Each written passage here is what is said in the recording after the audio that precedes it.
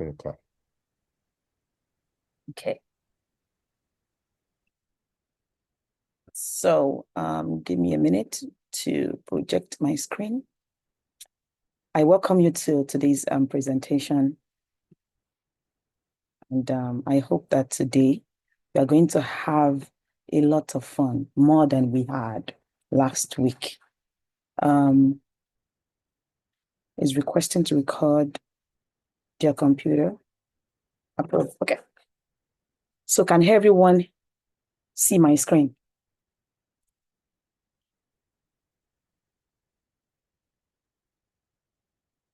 Yes. Okay. Okay. All right. So how many of us were here last week? I know Taya was here.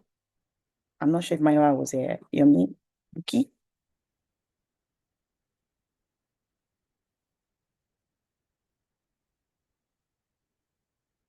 It'd be great to have feedback because this class is going to be is going to be it's going to take like a participatory turn. So I would say something and then I would expect that you participate because that's the only way I can get feedback in real time. So I welcome you to today's class, and we are on a journey at doing the Money Makeover Challenge. The whole idea is that we want to shine the light on how we can plan our finances, our personal finances, and then our business finance, and set up ourselves for business success. So last week, we did everything that had to do with personal financial planning. We looked at the psychology of money. And present from current slide. Okay, so we looked at the psychology of money, and then we discussed other important concepts like um, budgeting. We discussed the ways we can make money, specifically exchanging time for value, sorry, exchanging time for money and exchanging value for money. And then we discussed that even though people make money from exchanging time for money, for example, I go to work 9 to 5, and then as long as I'm at work and I do my job, I make money. You hire a nanny or you hire a housekeeper, and the housekeeper comes to your house for 3 hours. And as long as she comes to your house and she does the cleaning or she takes care of your baby, then you get paid. Then she gets paid. He or she gets paid. That's the whole concept of exchanging time for money. But we looked at the concept of exchanging value for money because we identified that exchanging time for money is limited. While it's viable, it's limited because we only have more than 24 hours a day. And so it means that if you remove 8 hours of sleep time, maybe another 4 hours of activities, the maximum time you can work is maybe 12 hours. If you are very, very machine, maybe I would say 16. But then you will agree with me that it's capped. And then there is a law of diminishing returns. They get to a time whereby you're going to be, as much as you're exchanging time for money, you are doing it at the detriment of your own well-being, right? So we will agreed last week that there is certainly a better way of making money, and that is exchanging value for money, whereby you build a product of value and then you scale it, you duplicate something you have done and you've achieved success with it. So, for example, let's say you're an housekeeper, or let's say that you own a restaurant, and then in 2 years, you were able to crack what it means to run a restaurant and get it to profitability. So that at that point in time, we could argue that you're exchanging time for money because every day you resume to that restaurant, you run the business, you show up every day, every day, and every day, and every day for 2 years. But then after 2 years, now you know what to do and what not to do in establishing a brand. And then now, this is the time for you to think about value, exchanging value for money. And the simplest way is, how can I scale this operation instead of earning from my own time only? How about I leverage other people's time? And then the value you are giving people is the ability to get healthy home cooked meal. If that's the concept of your restaurant. Your restaurant could be, I want to feed people, right, with vegetarian options, beautifully, like physically beautiful, like aesthetically pleasing, and then delicious, and then nutritious. That would be your own value proposition. And then in 2 years, you try to perfect it. Now you know what to do and what not to do. And then afterwards, now you want to replicate what you did. And you want to replicate it over and over and over. And when you do that, that's called scaling. And you will agree with me that now, even though you physically are in one location, the other locations continue to make money, whether or not you are there. And your earning capacity at that point is uncapped. And that's the whole idea that we looked at last week. Also, we looked at the Maslow's hierarchy of needs, and we looked at the idea of inverting it, right? Instead of going from basic needs up and hoping you get to the point of self-actualization. Is it actually possible for you to start from self-actualization, looking inward, connecting with something that is bigger than you, something that truly, truly can get you out of bed in the morning? People call it purpose, right? Our sense of self, purpose, something that drives you, right? And then you work your needs back. And in the early years, maybe it will not give you a lot of money, but as much as you do it over and over again, then before you know it, your esteem needs, it's going to be your sense of esteem is going to be solid. Why? Because you're starting from purpose. You don't need external validation to tell you who you are. You started from the most difficult part, self-actualization. You're working in your true calling, you're working in your true purpose, what your natural giftings, your natural gifting and purpose. Maybe you were a singer and now you have a purpose, like I could do this for a long time, and then you start singing. Or maybe you are persuasive, you're a storyteller, and then you write a book or you teach a course on Udemy. And maybe that you've agreed that that's what I want to do. I want to educate people. I want to put all of my skills and ability and education into educating the world. And then in doing that, that's like your self-actualization, the purpose. And then because you have dealt with that, now your esteem comes from inside, from within, right? Not from getting validation from outside. And then before you know it, you start making money off your skills, off your natural giftings and abilities, off your training, off your education, and then your psychological needs get met. That's another concept that we looked at last week. So yeah, labor-based compensation to value-based compensation. We've already, talked about that. And then we looked at we looked at financial planning, personal financial planning in details. And we looked at the whole idea of budgeting. You know, we looked at different money management rules, but then the goal three was definitely for us to create a budget, audit your time and audit your associations, because we have established that working more hours may not be the answer, but definitely you can leverage the relationship in your lives to move, to forge ahead, go for events, connect with people and make opportunities for yourself. That was the third goal. And then we looked at systemized giving, the principle of systemized giving or systemized mercy, whereby your giving is not sporadic, right? It's more controlled, it's strategic, it's planned, and then it's designed to be impactful. You put your money to best use. You don't want to be Father Christmas to everybody. And even if you wanted to be Father Christmas, you would say within this neighborhood, right? And so you ask yourself, what are the causes that I would like to support? What are the people in my life that I would like to support? And then you plan your finance to specifically target those people and those courses. And then it's impactful. And then you know that you're doing a lot of good in the world, and you will not be bad to say no to other people that you have not accommodated within your budget. And also, we talked about the 7 baby steps to take control of your money. And the goal, the fourth goal, the final goal we looked at last week was to do the 7 baby steps and to do it again and do it again and do it all over again. Now, the whole idea is that if you can have a lot of discipline in your personal finance, then almost surely you can carry that sense of fiscal responsibility into your business finance. Now, if you're a kind of person that lives on vibe, I'm sure that a lot of people must have heard that we will cross the bridge. We will cross the bridge when we get there. Can someone remind me what that saying is? We will cross the river when we get to the bridge or something like that. Can someone help me?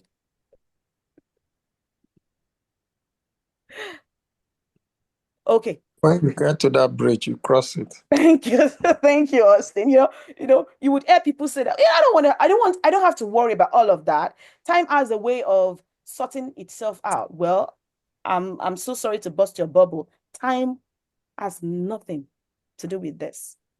Like, time has nothing to do with this, whether you like it or not. If you're 10 years old today, you'll be 30 years in the future. And while other people are being strategic and planning, actively planning and executing their plan and refining their plans, if you are in the mode of time will take care of itself, you would realize that while other people are getting education, you are not. While other people are planning their finance, they are not. And then one person will be way ahead of the other because one person has mastered the art of planning, executing, and discipline, staying the course. And I finished with this beautiful quote. It's an original quote, it's my quote. And I said that the dance is the art of many steps becoming one. When people think about the idea of building wealth, they seem to think about karma, right? Whereby one day maybe you just win the lottery and you go from 0 to 100. You grow from zero net worth to 1 million or 10 million or 100 million. That's what people think about when they think about wealth building. But maybe the right word is not wealth, like wealth. It's about wealth creation, wealth accumulation, because wealth is not something that you open your eyes and you happen to be there. It's something that takes time, right?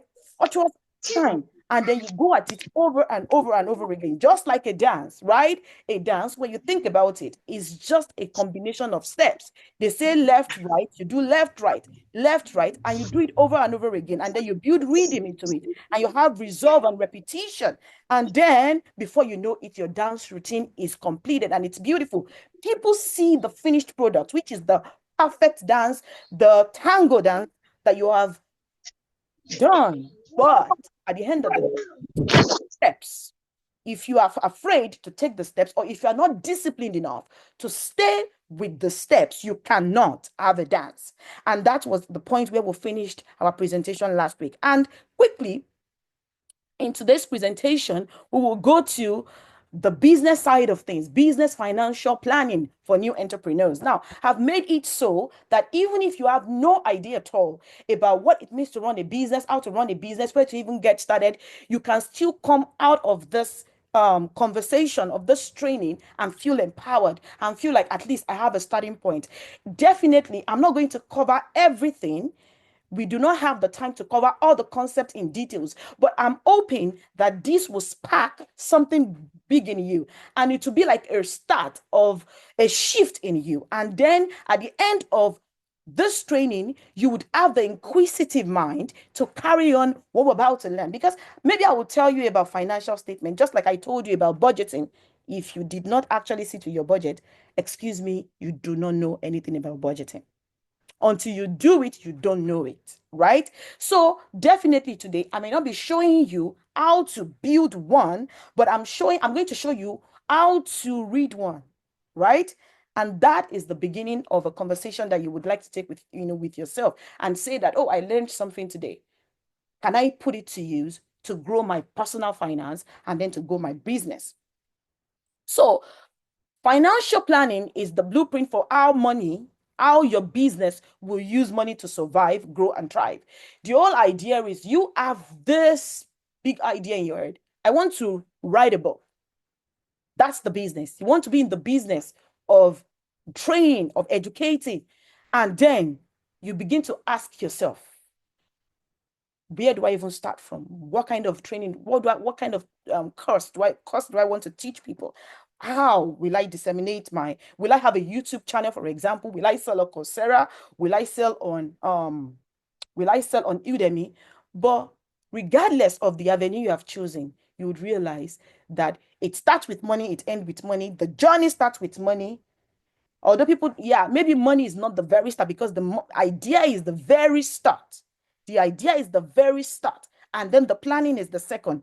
But then you will quickly realize that you will begin to need money to execute your ideas. And as you execute your ideas begin to birth money. And then you have to use that money to grow your idea, to consolidate and to expand. So the whole idea, financial planning is not something that you just do one day and you close your book, or you do 1 month and you close your book. No, financial planning is something that you do over and over and over again, consistently.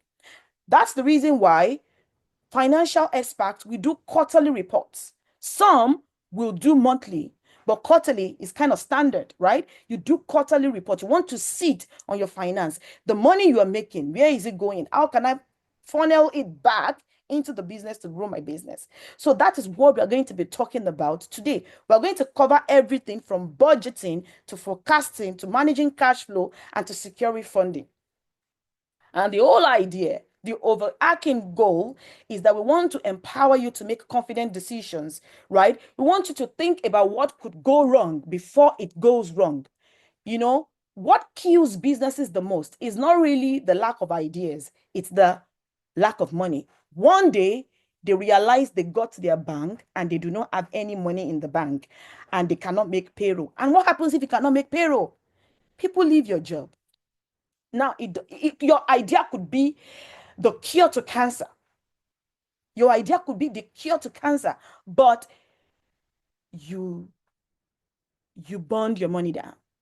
And now the people you need to help drive your vision would leave you, not because they don't love you or love the company or love the idea, but they also truly have to forge ahead. They have to forge ahead in their own personal life too. And so they leave your job, right? So the whole idea is that we do not want you to get to the point where you lose all the money and then you now start figuring out what to do. We want you to anticipate all the challenges. Just like we discussed the idea of spending your money on paper before spending it on physically by budgeting, right? We're also thinking about how can you plan your business, plan your finance, anticipate every challenge you could meet, maybe not all, but at least build some resilience into your finance and then staying accountable to your goals and then driving and steering your business in the right direction. Right now, as the CEO of a company, people like to think that, oh, the CEO position is the glorified, the glamorous position whereby you represent the business, you're the face of the business, you go to ribbon cutting activities. When they're talking about corporate responsibility, CS, corporate social responsibility, you represent the business. And these days, the CEO thing has been glorified. You watch a lot of interviews and then you see all of these people and then they say they are unicorn and this and that. That is the finished product. And in fact, I dare say that it's not even finished. They're still in the process. They're still building a business because the day you stop building that business starts dying, right? But before they got to that point where they have that stability, the actual truth is that the CEO position is a very, very, very difficult one, right? Because as the CEO, you are not just going to keep your eyes on one thing, on maybe money, or maybe hiring, or maybe operations, or maybe legal, or maybe compliance. No, as the CEO, you have to have complete overview on everything going on in your company, right? You have to have complete 360 degrees overview of everything going on in your company. That is what makes you a strong CEO. If, for example, if you have a tech company where you sell software products, as the CEO, you will quickly realize that maybe in the early stages where you are trying to develop your MVP, maybe you do a lot of coding, but you will quickly realize that as soon as you leave that phase of MVP and now you have a stable product, now you have passed beta and you have a stable product, and that product is beginning to make money, and you're beginning to have market cap, market share. You will quickly realize that you have stopped coding. Now you are doing other things. And those things that you do is having a 360 overview of what is going on in your company. That is what makes you the CEO, the ability to synthesize information, to synthesize idea, and craft a path for your company, and then have a 360 overview on the legal, on the HR, on the PR, on the perception of the product, on the product itself, on the finance. That is what makes you a strong CEO. So as a founder, you are your business's first CFO. Even though business will have CFO and then we have COO, but at the end of the day, every single decision that you sign to as the CEO is your decision. That is the reason why when companies do well, CEOs are compensated a lot. And when companies do badly, CEOs are fired. Maybe not the VP, maybe not the manager, maybe not the team lead, right? Because it comes from above. You direct your business from above, right? So it's a high risk, high reward position. And so you have to actually be somebody that is ready to do the job, especially when you know nobody is watching you, right? When you know nobody's watching you as the CEO, because you are the CEO, you are the one doing the watching for other people. People like to have those kind of ideas, but you need to you hold yourself accountability. So how do you think like a financial CEO? People know how to think as the operational CEO. They know their product. Okay, I have a product. The name of my product is Mami Market, and it's an online store for ethnic market. It's an ethnic marketplace. Now, people, I have my technical co-founders, and usually people think, oh, as the CEO, I think that most CEOs know their product, right? They know their product. They know what they do, how they do it. They know all of those things. But you also need to know the financial part of it. Yes, you will outsource some of them. Maybe you hire accountants, you hire bookkeepers, but you as the finance, as the CEO, you need to be financially savvy. You need to be able to correctly interpret your financial statement. And to interpret it, you must understand it. So you need to understand your financial statement. You need to be able to monitor key numbers, plan for cash needs ahead of time, and make decisions based on data, not emotions. You know, going back to vibes again, vibe economy. Do you have a plan concerning this? I'm like, you know what? When we get, no, that's not how you do it. You need to plan, not based on emotion. If your statement is saying that at the end of 5 years, your company would not be valuable, you better start paying attention. That is not the time to start saying, oh, it will be profitable in Jesus' name. Yeah, I'm a woman of faith, but then you need to plan as well, right? Faith will not absolve you of your responsibility for planning.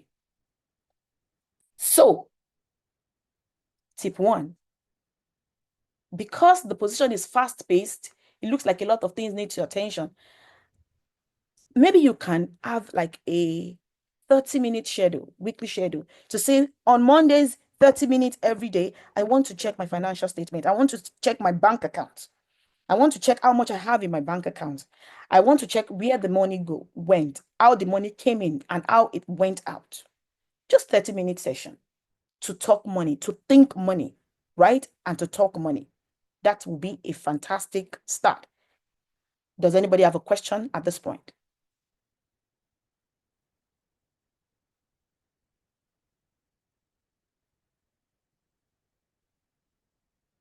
Does anybody have a question? No. Okay, Yomi, please help me go through the chat, so that you can advise me if someone is dropping any question or any comment at all. So let's go to the next concept. Okay. Now, the first thing, I said the whole idea is that as a newcomer, you'd be able to get something of value from here. And I've quickly realized that people make the most mistake from the very beginning, right? And so before you even start your business, the things you need to think about is what kind of legal structure do I want? You need to choose a legal structure. And we have three options. There are more than three, but generally three options. In the US, they would say S Corp, B Corp.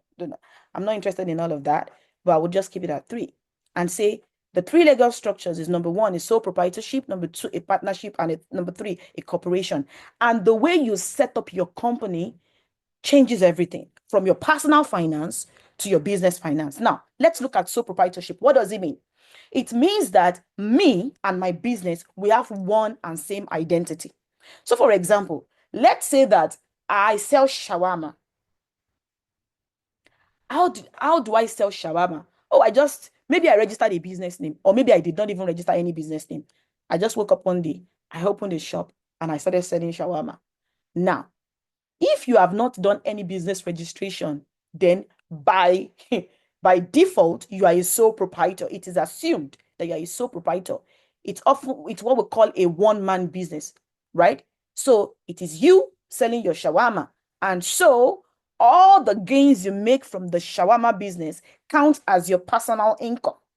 And all the losses you make on your shawarma business count as your personal loss. So now, let's say that I have a job, 9 to 5 job, and in my 9 to 5 job, I make 100,000. And in my shawarma business, that is a sole proprietorship, I make 25,000 a year. Now, that 100,000, you add it to that 25,000, that is 125,000 a year. So when I'm filing my taxes with the government, my income will be 125,000 because me and my business, we have the same identity under the law.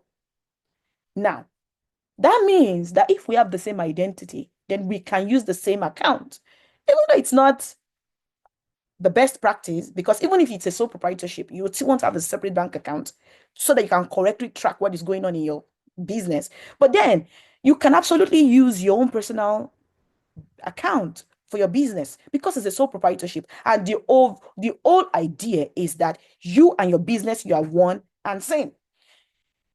Your business loss is your personal loss. Your business gain is your personal gain. So you can have the same bank account, but then you also have the same um you do not have any protection under the law. So for example, let's say that somebody came to my shawarma shop and then I sold them shawarma and the person found an ant or a cockroach in my shawarma and the person sues me and the person won that lawsuit and the court said pay this person damages of 100,000 naira. Now, maybe the business only made 25,000. But because me and the business, because we have the same identity, you have got to pay that money from your own personal account because you have the same identity. So you do not have any asset protection, any personal asset protection if you run a sole proprietorship. And that is the one key thing that I would want you to keep in mind because quickly, this is how people like they get derailed. The business is going well and well. It only took them one lawsuit or one loss, and then it ruined their business and then ruined their personal finance because it's a sole proprietorship. But it's easy. You will agree with me, right? It's easy. No paperwork at all. Just start shop and start selling. You've got to think about that. Is that really what you want to do? Is that really what you want to do? If you are in a field whereby people get sued very quickly. So for example, gig economy usually ends up in court most of the time. Talk about Uber, talk about DoorDash, talk about Airbnb. All of those gig, no, maybe not, yeah, even Airbnb. You will quickly realize that one way or the other, they find themselves in court. And if that company was a sole proprietorship, then it means that every money ẹni that tó ní topic yìí báyìí. can we mute okay, so it means that every lawsuit you get you bleed from your personal purse because you do not have any protection because it is a sole proprietorship. Now, let us talk about partnership. What does that mean? Partnership means is like the elder brother of sole proprietorship. It means that instead of me carrying the whole responsibility, I'm sharing the risk and the reward with another person. So a partnership could be a husband and a wife coming together to say, let us start a business together. And then they are very clear. I own 60% of the business, you own 40% of the business, or we own it 55-45 or 50-50. And then it means that anytime we need to drop money, we drop it with that percentage. And anytime we are sharing commission, we share in that percentage, right? And then if you are sued, you share the burden like so. That's partnership. But there is another one called corporation, and that is what they call incorporation. Now, what is incorporation? What is it all about? Remember, I'm just giving you a general idea. I'm not going into details here, right? So a corporation is that we are separating your identity from the identity of the business. The business will be treated as a human being, even though the human being is not alive, it's not a living being, but it will be treated as a separate legal entity, while you will be treated as a separate legal entity. Remember, in sole proprietorship, even if you have another business bank account, you can quickly go to your bank account and withdraw money and put it to your personal use. In the case of corporation, you cannot do that. And sometimes when you hear somebody committed money laundering, it could be something as silly as this. They just went into the business account and started taking money and distributing it in one funny kind of way. And that could constitute as money laundering. So sometimes when you hear somebody was involved in money laundering, this or that, don't be surprised, like, oh my God, it could be something as silly as they were not clear that there is a separation between your own identity and the business identity. So it means that just like you have your own personal bank account, your business will also have a separate bank account. So it means that you will be salaried. Yes, you can take dividends as well, right? But then you most surely cannot just tap into the company money and you put to use on a whim. No, you can't do that. And then what protection does it offer you? It also it offers you the protection that if the business is sued, they can only liquidate the assets of the business. They cannot liquidate your own personal asset unless they want to pierce the veil, whereby if you are found culpable of a crime, then they can come after your personal asset. But it really happens. It really happens. It again really happens. That's the reason why people go for corporation. It's expensive. It involves a lot of paperwork. Maybe you need a lawyer, but at the end of the day, it protects you, because even if someone comes after your business, your own personal finance is secure. Do we have any question?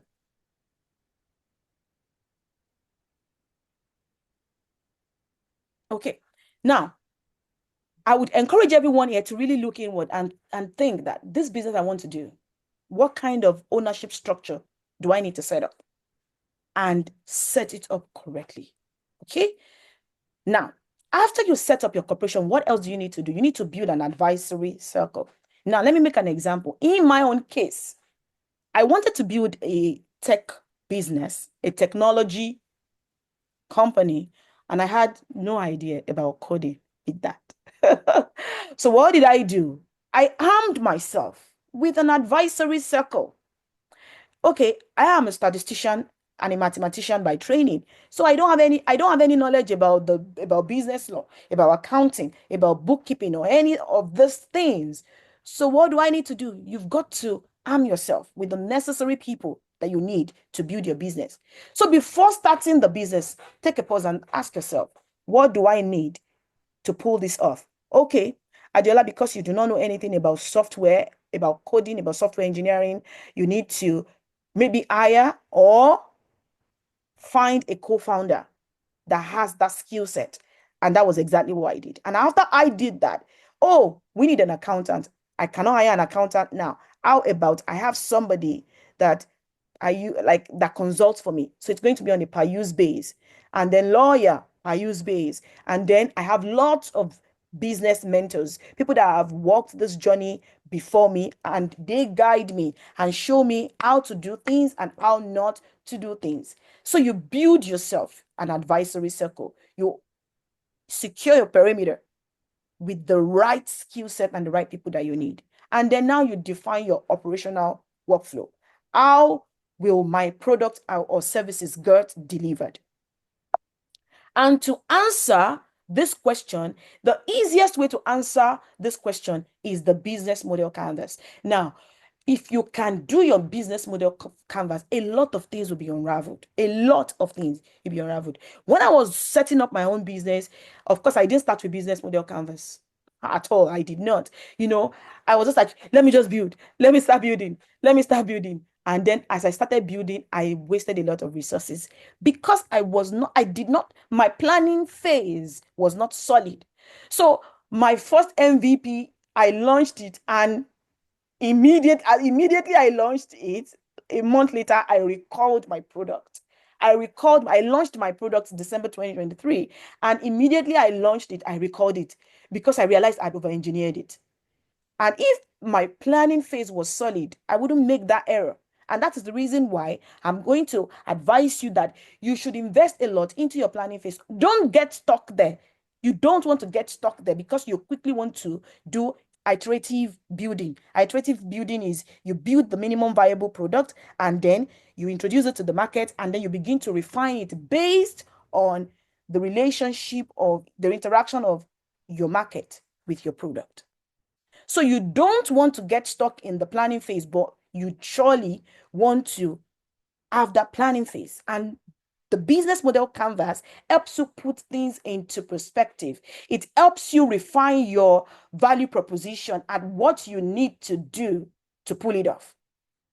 So it outlines your key activities, your key resources, your customer needs, and everything that you would need to set up an efficient and effective workflow. And this is an example of a business model canvas. Let me try to zoom it. Now, on this canvas here, you would see key partnerships, key activities, key resources, value proposition. Again, I'm not going to go into how to do a business model canvas. We would certainly take hours to discuss this. So that's not the whole goal. But these are the things that you want to put down.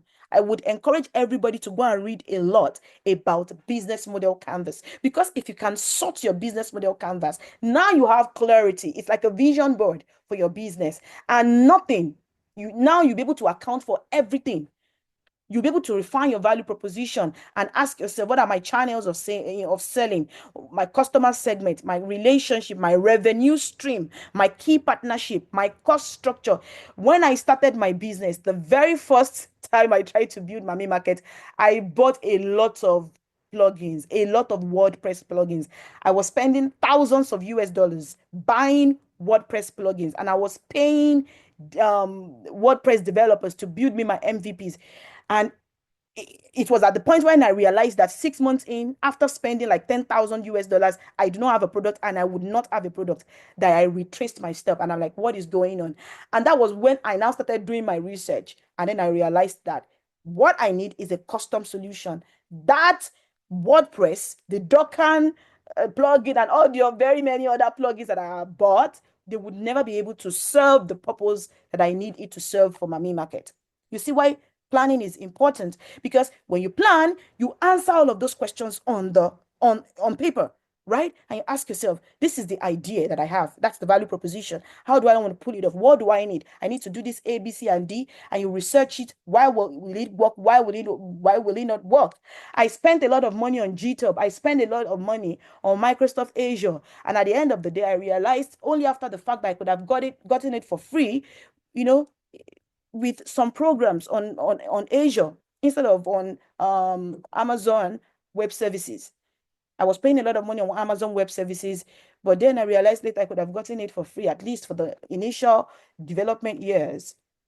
So I cannot overstate how important planning is. So I encourage everybody to read about the business model canvas, because this class is not so much about the business canvas. I just want us to have this conversation, so that you don't waste a lot of money. I wasted nothing less than $20,000 US.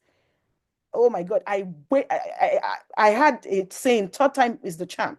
I did it myself, and then I hired some dev guys in Pakistan and I paid them US dollars. And at the end of the day, I didn't have a product, because planning is very important. You may have it like a little resource, but you would be more efficient and effective if you have a plan. If you don't, you would have finished spending the money and then you realize you had ground zero, you are base zero. So please don't be like me, right? Plan.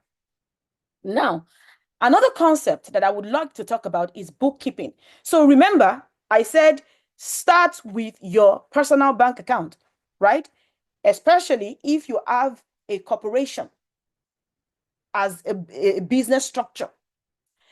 For an incorporation, you absolutely cannot use your bank account for your business account. No, you cannot. You should not. You are separate people under the law. So the very first thing is you open a separate business bank account. And that way, you know that everything that pops up on that bank account could only have been for the business because you only use it for business, right? So when you are doing your bookkeeping, it will be easy for you to track. If you are using one bank account, your personal bank account for your business bank account, then it means that you have to, when you are going through your transaction, you have to have a red biro and a blue pen and a yellow pen to say, this money, oh, this money is my personal money. This money is for my business. This money is for my second gig. That will be a messy thing. That will be too much work. That's not efficient at all, right? So you start with your own separate business bank account. So you know that every transaction that goes through that account has to do with the business. And then you'll be able to track all the money coming in and out of your business. And the process of tracking the money coming in and out of your business is called bookkeeping. Now, I'm going to quickly show you an example of what a bookkeeping template looks like. So this is one of the very first businesses that I did in Canada. I ran a digital marketing agency with my husband. Now we are trying to pivot away from this business because now we are focusing all our attention and all of our budget on another product. But this was one of the businesses that we did. And this is what a bookkeeping template looks like. You will have every transaction that passed through your bank account in there, and then you would try to categorize it. You put the date that transaction went through. You will keep all the receipts. But I must tell you that this, like doing it on Excel, is what they call the shoebox method. Shoebox method is you have a box and then you dump all your receipts there. I bought printer for the business. You dump the receipts there. I bought paper. You dump the receipt there. I bought ink. You keep all the receipt. Because when they come to audit you or when you are filing your business tax, remember the business and the person, they are different. So you file your personal tax and then you file your business tax. And the old shoebox idea is that when it is time for you to file your tax, you now begin to go through receipt by receipt and say, oh, okay, printer, and then you categorize. So that's the shoebox approach, but you will quickly agree with me that's not efficient. So let me quickly show you in depth what all of this has got to do, the important component of a bookkeeping template. So here you would see transaction descriptions, every transaction, every money, Fiverr, this, that, the date of the transaction, the amount, and then if you pay taxes on it, it will tell you the amount of GST. In Nigeria, I think they would call it VAT, right? They would call it VAT. So VAT and other taxes that they pay. So you would break it down here, and then you would try to categorize the transaction type by code. So in Canada now, the Canadian Revenue Agency have some transaction types that your spending must fall under. Maybe it's different in the UK, maybe it's different in the US, maybe it's different in Nigeria. It's almost surely different. But then it's my hope that this would like it's not going to be able to work. It may not work for you, especially if you're not in Canada. But then it starts something in you that this is what I need to be doing now. So you try to categorize your every footprint in your bank account. You try to categorize it, and it can fall under. Let me show you the transaction types. It's either a sale, a cost of sale, advertising, bank charges, banking fees, insurance, license and dues, bills and entertainment, office expenses. Can someone please? Office expenses, professional fees, rent or mortgage, repairs and maintenance, software subscriptions, subcontractors, telephone and utilities, travel, vehicle expenses, wages and benefits, other expenses, capital assets, office equipment, computer equipment, vehicle order, at least for Canada, these are the types of transaction types that you would most likely encounter. Now, the other category you would find here are the sales, right? So on the sales, so this is like a sales record, and it's a summary that you would get from your bookkeeping template. So if someone says that, send me a sales record, they want to know what you made in the month of January, how much you made, how much every month up to the year, end of the year. And if you have bad debt, so bad debt is somebody has used your service or product, but they have refused to pay, or you have a hope they would pay, but they haven't paid. So let's say they've been owing you 5,000 from 2025, and you know one day they will pay, or maybe you're not sure, you keep it in your bad debt, in your bad debt file, right? So that you can, it's part of the things that you track. So you track your sales, you track your transaction types, and the GST, because in Canada here, when you render services to people, you charge GST and HST. So GST is goods services tax, and HST is harmonized services tax. And then you have PST, provincial services tax. Again, it will not apply to you if you're not in Canada. But then it'd be prudent if you know the types of taxes you need to charge on your product and on your services. Okay, so you have all of those all of those taxes. So the whole idea is when people use your product and services, they pay you HST, GST. But when you also pay for other people's services, you also pay them GST, HST, right?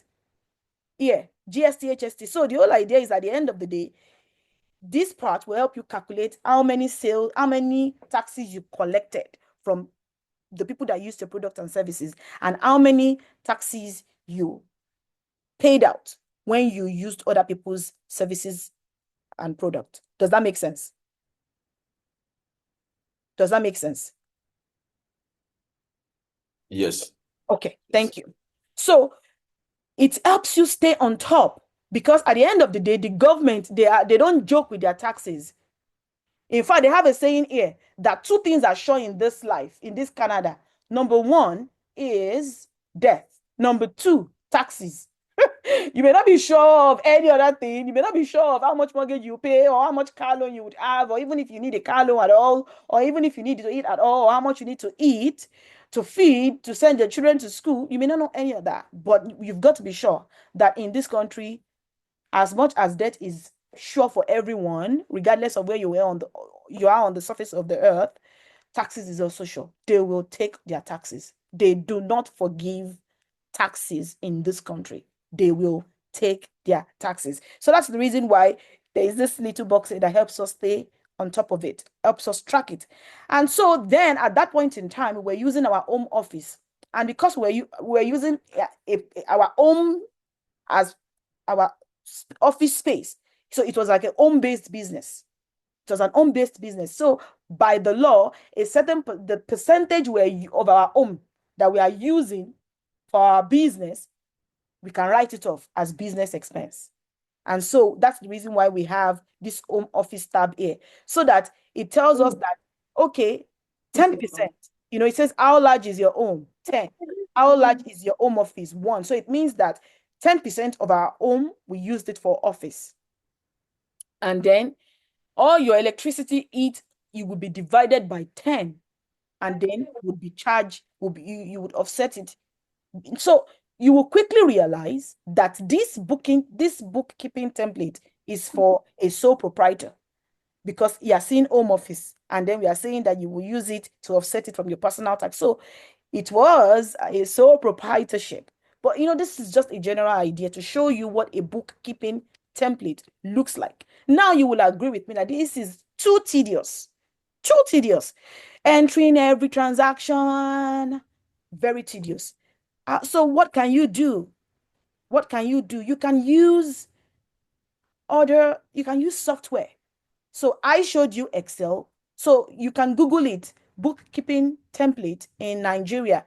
Bookkeeping template. Maybe somebody has done it and you can buy that product from them.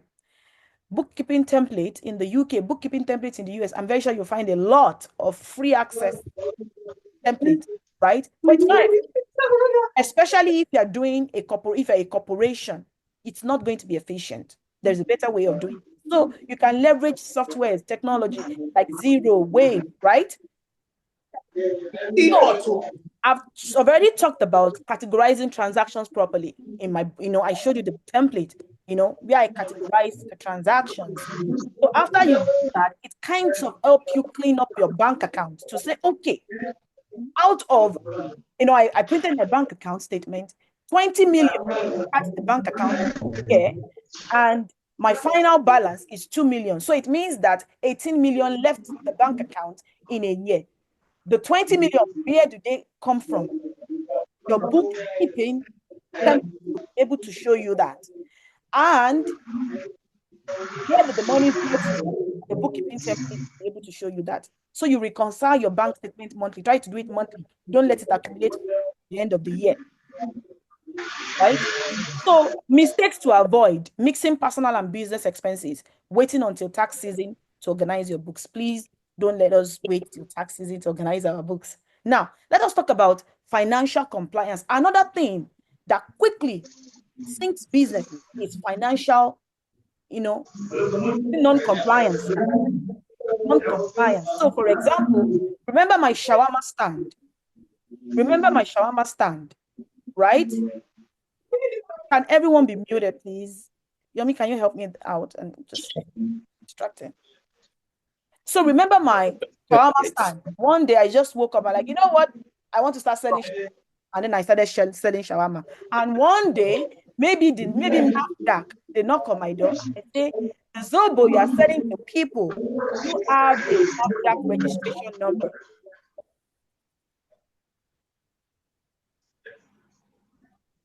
I'm trying to.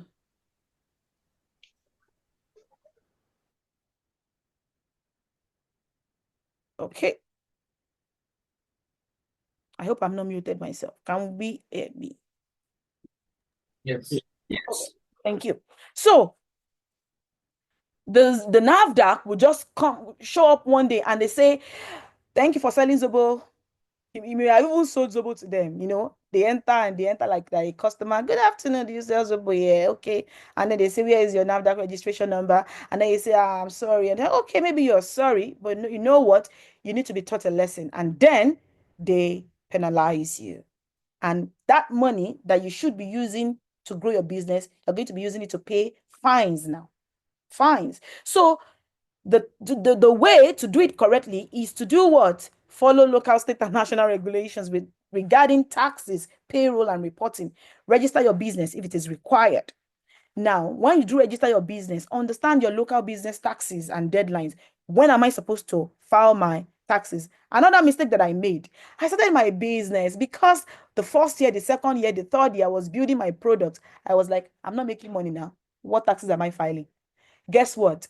By law, I'm supposed to file taxes. And because I did not file taxes, if I had done my tax filing, then I would just declare income zero, everything zero, zero, easy peasy. But now, because I have failed to file my taxes, now I'm going to be charged late filing fees, late filing penalties. All of those late filing penalties for 3-4 years, I could have put it to use to grow my business. So it's a leakage. So you need to find out every regulation, every duty you have, especially concerning registration and insurance and taxes and payroll. What is the employment code of the state that I'm in? What is the minimum wage that I must pay people?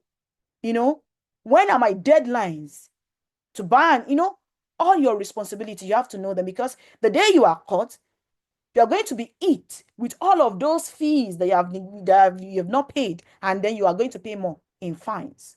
So protect yourself by understanding the business landscape in your own locality, right? And then try to follow it. And then set up your payroll correctly. We have seen cases whereby, because there is it, for example, in Nigeria, there is a pay as you earn. It means that the responsibility for tax deduction rests on the employer's shoulders.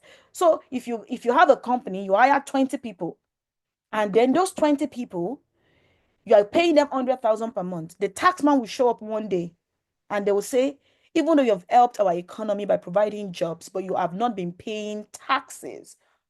You have not been withholding taxes and remitting their taxes to the government, and you have to pay it out of pocket. And that is money that you absolutely did not have to spend. So you need to ensure that you have set up your payroll correctly.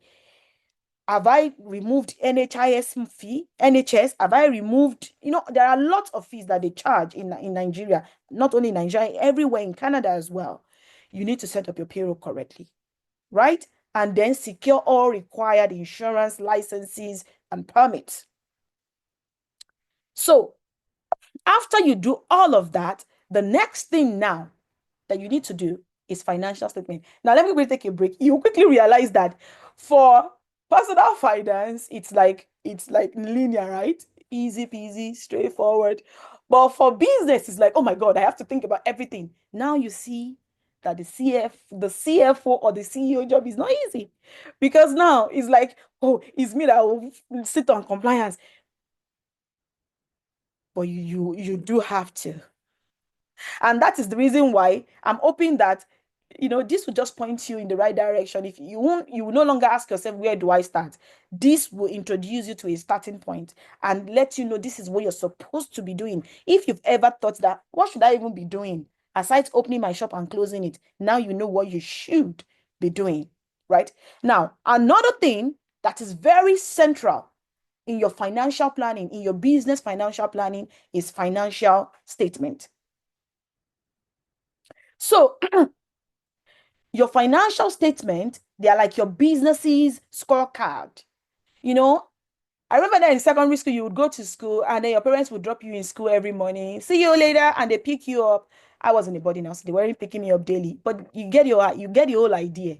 They take me to school, and after 3 months, they will come back to pick me when I'm on vacation, with the hope that I'm in school doing what I'm supposed to be doing, right? Going to my classes, reading, studying, showing up, participating in all activities. But you know what?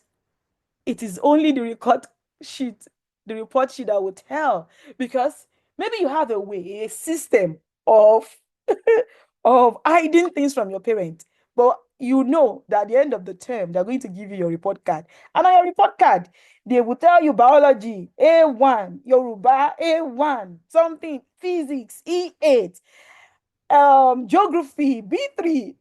And now you now have to take your report sheet home and stand in front of your parents and say, this is my report sheet. Yes, that report sheet in the business landscape, is the financial statement. It's like the scorecard of your business. Your report sheet, your teacher will even do up to the point of saying, Adiola is a brilliant girl. And then my headmistress too, sorry, my house mistress too will write, I remember there was one term, my teacher said, Adiola is a very brilliant student, very committed to something along that line, glowing recommendation.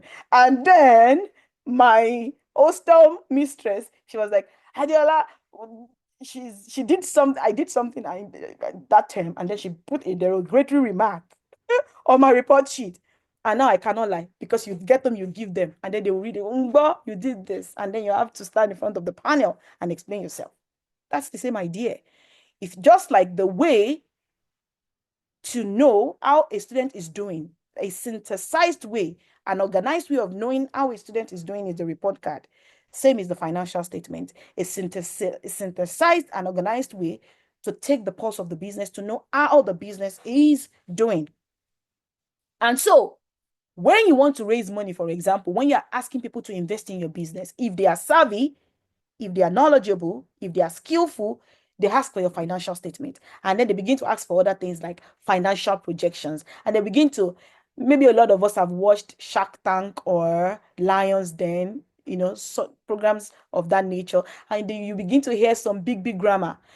If you cannot absolutely answer those questions, if you do not have an idea of your financial statement, because then they start asking you, how much did you make in 2021? How much did you make in 2022? How much do you have left in your savings? What is this? What is that? What is this? What is that? You will not be able to answer all of those questions. And if you are not able to answer those questions, it means one thing: you do not know what is going on in your business. And I encourage everybody to have their financial statement, in fact, even before they start the business. Because you remember, part of the process of starting a business is settling on the business model. How do I want to make money? How much do I want to charge? So, for example, let's say I'm selling shawarma or I'm selling popcorn. Then I ask myself, how much do I want to sell shawarma? And then you say, shawarma should not be more than 2,000. The one that Idabasi is charging 7,000, I don't understand it. It's too expensive. Shawarma should not be more than 2,000. And then what people actually do is they continue to sell shawarma for 2,000. They sell it for the first year, second year, third year. And then they be like, I'm not making money. They increase it to 2,500. And they go like that. And they go like that. And at the end of the day, they realize that business isn't thriving, isn't growing. You know why? Because they did not do their financial projection. Hilda Bassi that pegged it at 7.5, maybe she did it for a reason, because she has accounted for the cost of renting a space in VI and all of this and all of that. But you are approaching your business not from a data point of view, but from an emotional point of view. Remember, part of the role of a CEO is not to approach things from the emotional. Your business is not to say shawarma shouldn't cost more than 2.5 unless it is strategic. Unless it is strategic. Because sometimes there's the strategy called double play strategy, and then loss leader. There's a strategy called the loss leader strategy. So unless you are using the loss leader strategy, you have no business worrying about. You need to do something that is guided. You need to make decisions that is guided by data, not by emotion. Yours is not to say shawarma shouldn't cost more than 2.5. Maybe you want to investigate why other people are not selling it for 2.5, while other people are selling it for 7,500. And then before you even roll out your pricing, you try to project, if I sell shawarma for 2.5, what is the next 5 years is going to look like? If I sell shawarma for 7.5, what is it going to look like? And so you do your financial projection. If you have not started the business, it's called financial projection. If it's a startup, it's called financial projection. It could be an established business. Maybe you've run it for 5 years, but you know that's historical data. What happened in the past 5 years up to this point? But maybe you want to project into the next 3 years, you can do financial projection, right? Financial projection. But then, what are these tools that we are talking about? We're talking about the balance sheet, the income statement, and the cash flow statement. Remember last week, we talked about budgeting. Now, this is very key. We need to talk about the balance sheet, the income statement, the cash flow statement, right? All of those three tools helps us identify early financial warning. Like I said, shawarma, 2.5. You put it, if I sell shawarma for 2.5, and if I sell 12 pieces a day, how many would I have sold for a month? I would have sold this for a month. How much would I have made in a year? And out of that money, if I account for my shop, if I account for, the cost of building the shawarma, because you have to buy the bread, the chicken, the hot dog, you have to buy the grill and all of those things. By the time you begin to make deductions, you will quickly realize that, 2.5 cannot cut it. And then immediately you can begin to fine tune your pricing. That's the whole idea. So now let's go to the first part of the financial statement. Does anybody have a question at this point?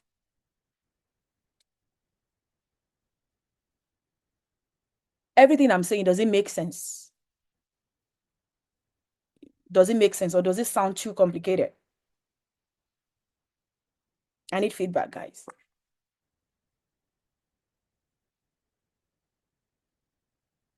Oh, I think, Yomi, you should be able to unmute people. Or maybe I ask you, Yomi, does everything I'm saying, does it make sense? Or do you think there is something I need to clarify?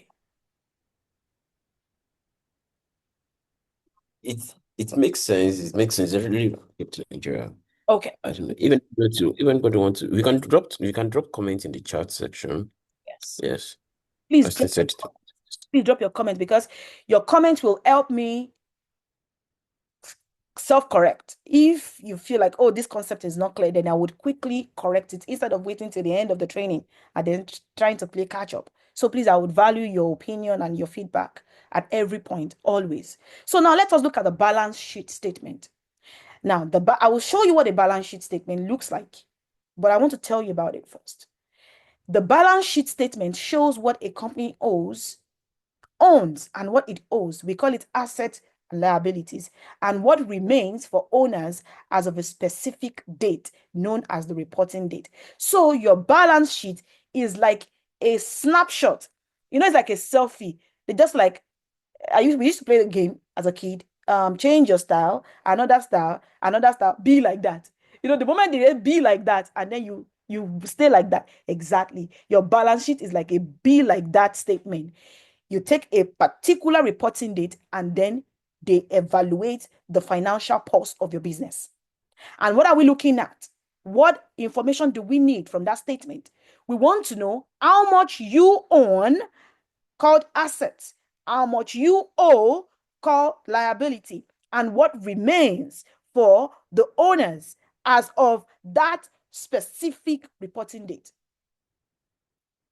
We want to know what you own, what you owe. So, for example, if I want to generate my balance sheet for today, I'm not going to be saying money is coming tomorrow. No. I'm not going to be including that. It has to be what is the true state of my finance for that particular day. And I want to see my assets. Do we know how assets? Asset. I think we discussed asset last week. The liabilities, what you owe. I think the easiest way to put it is what do you owe. So, for example, an example of an asset is I'm running a restaurant and I bought that building for my restaurant. That building is an asset. That's an asset. Then I bought ovens, cookers, gas, knives, all of those things, my machines, chair, table, artwork, all of those things are assets, because if I were to shut down my business that day, I would sell all of those things for money, and those monies are coming to me, the owner. So all of those things count towards assets. They are things I own. What are the things that I owe? I owe NEPA bill, is a liability. Fuel cost that I owe is a liability. Rent that I owe is a liability. What taxes that I owe is a liability. Payroll, all the employees that work with me, their salary is a liability. So those are examples of liabilities.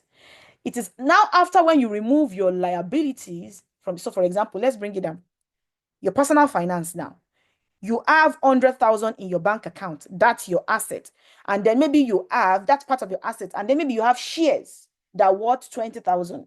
And then you have this, that worth that. You have gold jewelry. You have gold earrings. That your wedding gown that you can still sell on whatever platform, right? All of those things count towards asset. Your Hermes bag, your Gucci bag, your perfume, assuming people are interested in things like that. Your Rolex watch, all of those things, they are your asset, because you can liquidate them and make money off them.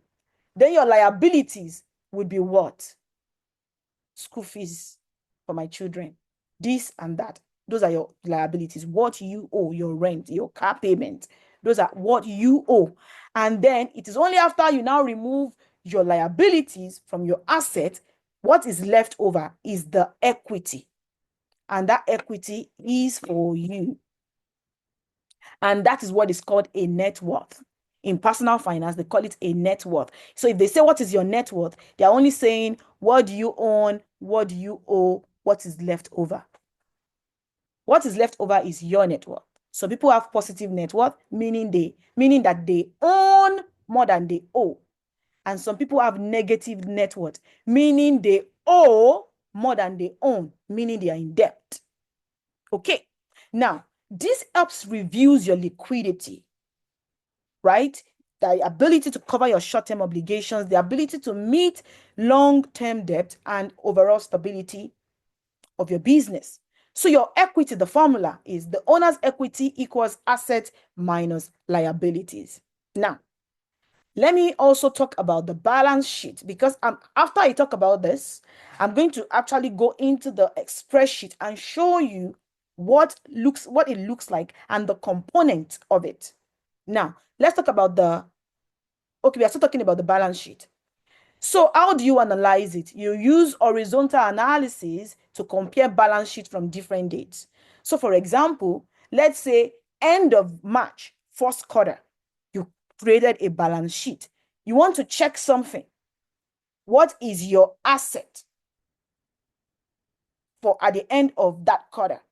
You know, compare it to the end of the second quarter. And then you now do your year-on-year comparison. And what are you looking for? You're looking for trend. You're looking for growth.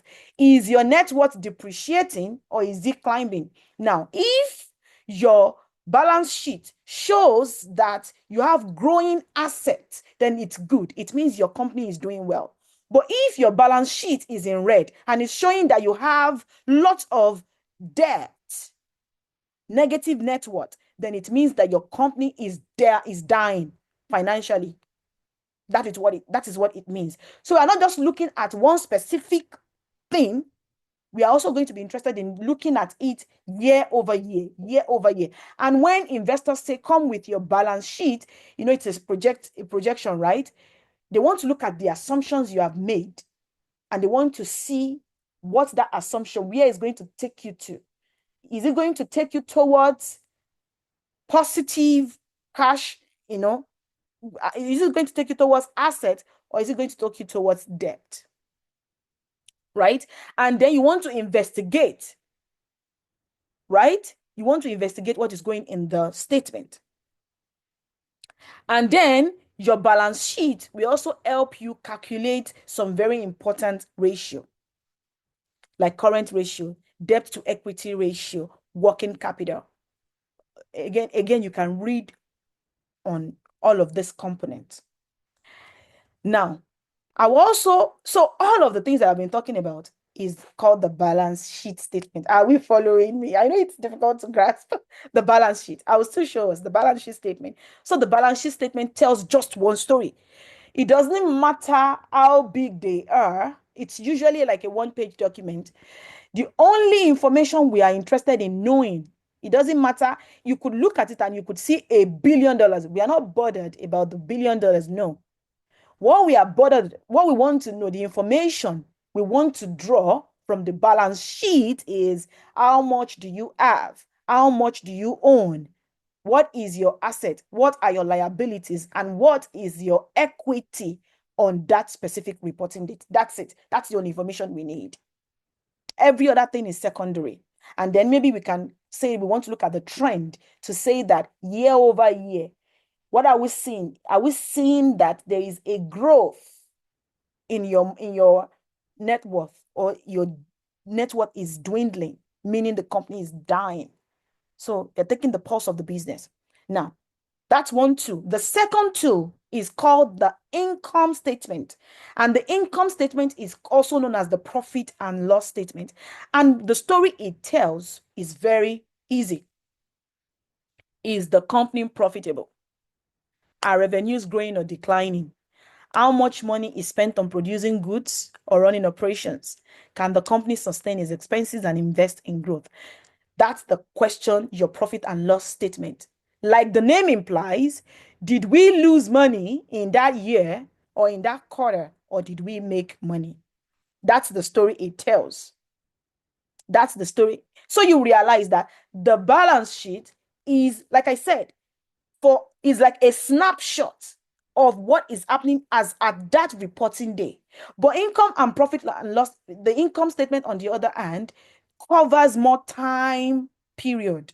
It looks at it on a quarterly basis or on a yearly basis, and so has a lot of flexibility in capturing other things like, oh, I'm expecting money next month. Oh, things like that. But balance sheet does not have, we cannot do that for you. So your income statement just shows you, what is my revenue? Where did my revenue come from? What are my expenses? Do I have profits at the end of the day? That's what your income statement tells you.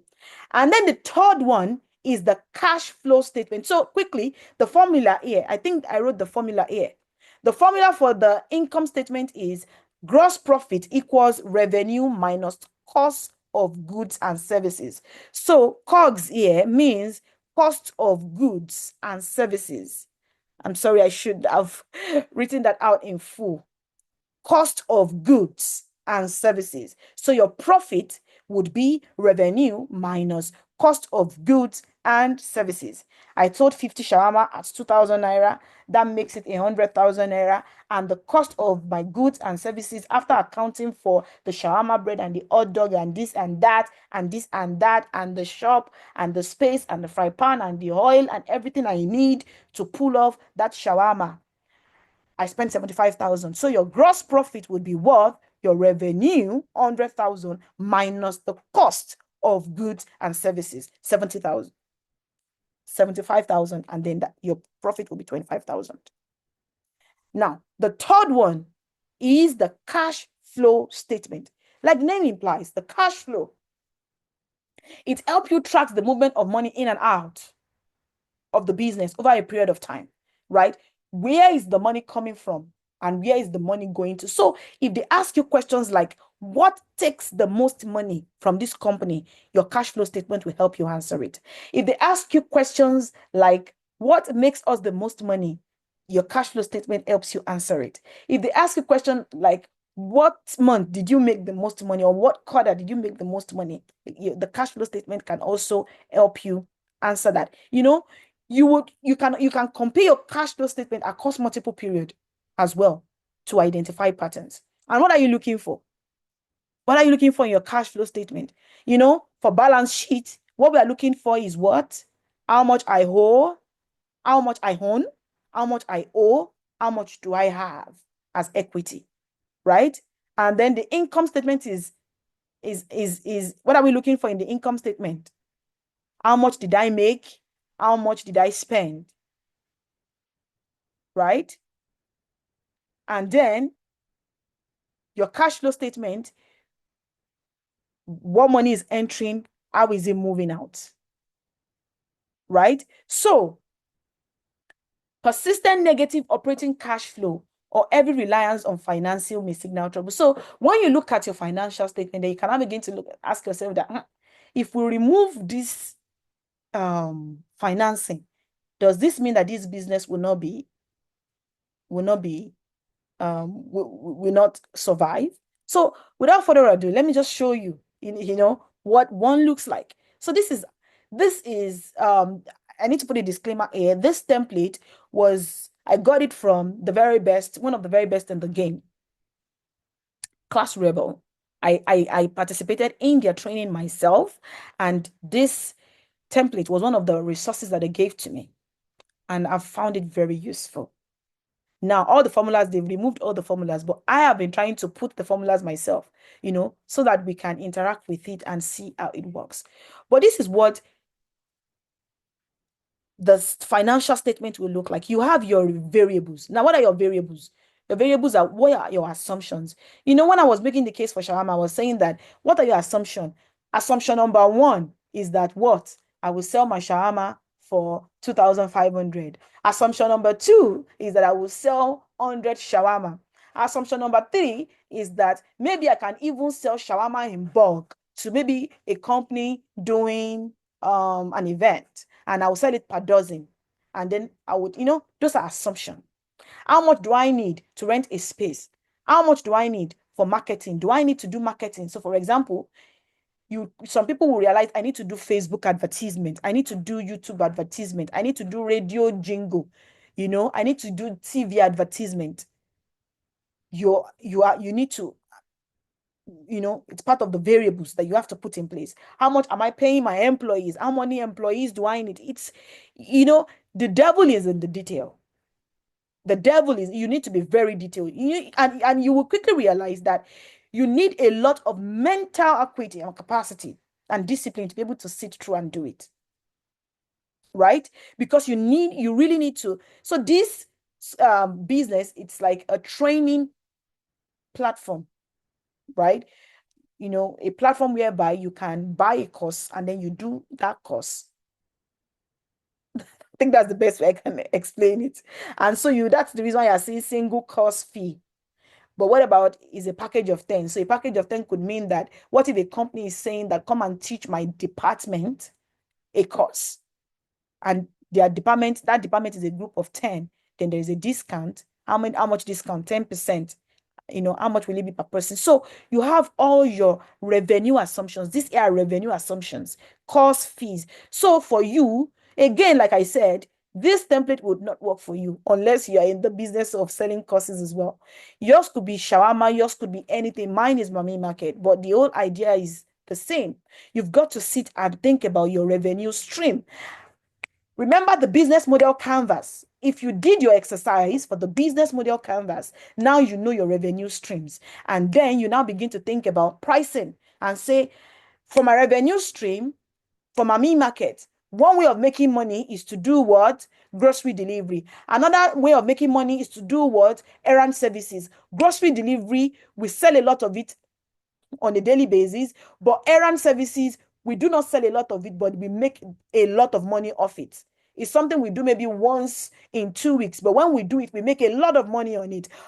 But on the other hand, grocery delivery services, we do it every day, but we do not have a lot of markup on it. So you have to put down all your revenue streams and put down all your revenue assumptions. And after that, your marketing expenditure. Again, if you have done your business model canvas, you will not struggle to think about the component that needs to go into this part. But you need to put all of those assumptions there, all of those assumptions. You see B2B here, right? Your business model, is it business to business or business to consumer? In the case of Mami Market, it's both a business to business because it's a marketplace, right? So vendors, sellers will register their store on our platform. So it's Mami Market relating with their business. That's a B2B. And then Mami Market, customers will now buy from Mami Market, and Mami Market delivers to the customer's doorstep, and it's now a B2C as well. So the business model is B2B2C. So there are lots of things you need to catch up on, guys. You need to ask yourself, what is my business model? How am I going to make money? Am I making money off of subscription? Is it a freemium model? Is it, how am I going to be making? Am I selling per unit? So for example, now, if you're selling shawarma, you're likely selling per unit, right? So this is the prime time where you have to clearly set out your assumptions, your cost assumptions. How much do I need to develop a cost? In my own case, because it's a web-based application, the cost is how much I need to build my web application. How much do I need to build my mobile application? How much do I need to maintain it? How much do I need to onboard stores? Those are part of your cost. The things that count towards your cost. So, and then you cost of goods sold. How much am I selling my service? If I do a grocery delivery run, how much am I expecting to make per pop? So in the case of Mami Market, when you make an order on Mami Market, I charge you service fees, I charge you delivery fees, and maybe sometimes I can charge you any other fee you're interested. So part of the fee is if you're using Amazon, you realize that they charge this fee. What's this fee they charge on an annual basis? Is it a subscription? Annual subscription, yeah. So you have to itemize all of those things. And then you say that if 100 people buys my subscription services at $100, how much is that? How much is that in a year? And if 10,000 people buys groceries from my platform on a monthly basis, and I charge them $10, these are hypothetical figures, right? And I charge them $10 per store, right? How much is that? And remember, when you do the delivery, you will pay the driver that is delivering the product. Then you will fuel the car, you do insurance costs. So this is where you bring all of those information together and clearly highlight it to say that if I sell my delivery services for $10 per ride, how much is it? Remember the errand services that I talked about? Oh, I want you to help me go and pick up my medication from the hospital. And this time around, it's like $30 or $50 or whatever you put it at. But you make assumptions. I project that in a year, I'll be able to sell 1,000 errand services at $30 perhaps, at $30. I project that I will be able to sell delivery services, grocery delivery services, 10,000 of it at $10. I break a projection that I would be able to sell subscription services, annual pass, for $100, and 100 people will buy from me. This is where you build it. Guys, there are lots and lots and lots. The devil is in the detail, like I said. Office space. If you need an office space, how much do I need as an office space? My internet infrastructure. How much am I paying Amazon Web Services? How much am I paying Microsoft Azure? How much am I paying Edzna? How much am I paying Twilio? How much am I paying help me guys, all of those building blocks that you have used to build your product. How much am I paying them? You need to put them down. And it is after you have defined your variables, then your taxes too, your equity financing. So if you plan on raising money, I plan on raising how much money, you enter it. And then if you are planning on getting loan from the bank, what is the interest rate of that loan? You define all of the variables here, and then you now come here. And this is the point where the magic happens. So the very first statement you are looking at is called the income statement. And remember, I said the income statement is what? The revenue minus cost of goods sold minus growth. So I try to put the formula here. So your earnings before taxes will be what? X7. X7 is what? Revenue. So remember, in this particular case, they are selling courses, right? So they sold single courses up to the tune of 1.1 million. And then they sold packages up to the tune of 160,000. And so in that particular year, they made 1.2 million. And out of that 1.2 million, they used 1 million plus change to bring together that cost development, cost update. So for you, it will be different. If you're selling shawarma, you have to customize this income statement to suit your own purpose, but the idea is the same. You want to clearly itemize your revenue and your revenue sources. So these are the revenue sources here: single courses, packages, subscription. You want to itemize your cost of goods sold.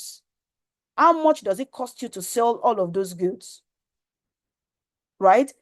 And then your operating expenses. So for example, now your operating expenses is different from cost of goods sold. Your cost of goods sold, if you're selling pizza, it has to include flour, sugar, meat, including the boxes. But your operating expenses is different. It includes salaries, leases, marketing, platform, depreciation, amortization, all of those things, right? So like I said, this training is not going to be exhaustive. It's supposed to start something in you to say, oh, I heard about the income statement. I got to try mine out. What will it look like? And then exactly what we did here. So your earnings before tax will be your revenue minus your cost of goods minus your operating expenses. And then your net earnings. They'll say that, what's your gross profit? What's your net? So this is the lingo we are talking about here. Your net earnings is what? Negative here. Why? Because, yeah, your earnings before taxes were 1. Oh, excuse me. Sorry. Okay. Let's go again. So you made 1.2 million, but it cost you 1 million for the goods, and it cost you another 1.4 for operating expenses. Why? By the time you did your number, you did not make a profit. You made a loss. That is why it's in red. You made a loss. And so, because you don't pay taxes on losses, that is why you have 0 as tax here. So your net earnings will now be X27 minus X29. That is earning before taxes minus taxes.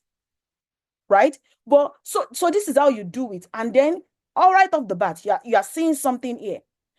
The percentage of revenue. So 88% of your revenue came from single courses. So when they ask you questions like, what is the single most important, like what is the, how do they phrase, like what makes you the most money, that you'll be able to say that 88% of my revenue came from single courses, and the remaining 12 of it came from selling packages, right? Now, and then they will say, out of the revenue now, how many percent went towards your cost of goods? And then you'd be able to say that 80%, I spent 80% of my revenue on cost of goods. So you immediately begin to see that a story is building up here. A story is building up here. But what they're going to be reading is, how much is your net earning on a year-to-year basis. Year 1, you operated at a loss, but year 2, guess what? You made money. You made profit. Year 3, profit. Year 4, profit. So it's telling a story. There is a vertical way of reading the income and loss statement, whereby it tells you the story of the percentage of your revenue, where it's coming from and where you're spending it on, right? Right? But there is also another way of reading it, which is the horizontal, which tells a story on a year-to-year basis. When investors are checking your books, they are not only going to be checking this, but they are checking this as well. And the question they're asking themselves is there a path to profitability for this business? Is there a path to profitability for this business? So here, the first year, they made a loss, 90% loss. But the second year, guess what? They made a profit, but the profit was not a lot, 4%. And then the third, 17. Immediately, you see a growth here from negative to 4 to 17. There is a growth in the earning potential of this business. And that is a good story. That is what investors want to see. If you go to the bank and you say, I want to borrow money, they will ask you for your financial projections. So if they say, send us your financial projection, this is what they're asking for. And this is what they are looking at. They are looking at the viability of your business to say that, why is this person spending 2.5 million on the business, on cost of goods and operating expenses, when they can only make 1 million? And in the first year, you lost money. In the second year, you lost money. In the third year, you lost money. What is going on? Is there a pathway to profitability for this business? And then they read it horizontally and they be like, okay, maybe 1 year is not good because of pandemic or anything. Let's look at the story this statement is telling for the next 5 years. Do we see a growth here? Is it growth, or do we see a decline in earnings? So what do you do? If you do your financial projection and you realize there is a decline, what do you do? Immediately, you begin to play around with the numbers. Maybe if I increase my revenue stream, maybe I will have more opportunity to make money. Maybe if I increase my pricing, if I restructure my pricing, maybe I will have a way of making money. Maybe if I find a way to reduce the cost, the cost I spend on the goods, maybe I can maximize my earning potential. Maybe if I reduce the operating expenses, maybe I can increase my profit. So, you begin to play with the number, and then you begin to see your financial statement will tell you what you need to do. It's like the ECG. You go to the hospital and they hook you on this machine, and then it gives you a chart, your heartbeat. It tells you if your heart is stable or if it's fluctuating. The energy, I think the electric whatever in your heart is under biomedical signal processing. It tells you if your heart is doing well or if your heart is likely to die in the next couple of years. This is what the financial statement is telling you as well. And then the second one, the cash flow. Like I said, the cash flow is telling you how much money is coming into the business and how much money is going out, right? So in the first month, the money that your bank account, the total, your balance in your bank account was 300,000. And then you want to see your cash flow. Remember, the formula for your cash flow, let's quickly go back here. The formula for your cash flow is cash from operating activities plus cash from investing activities plus cash from financing activities, right? So here, this is cash flow from operating activities.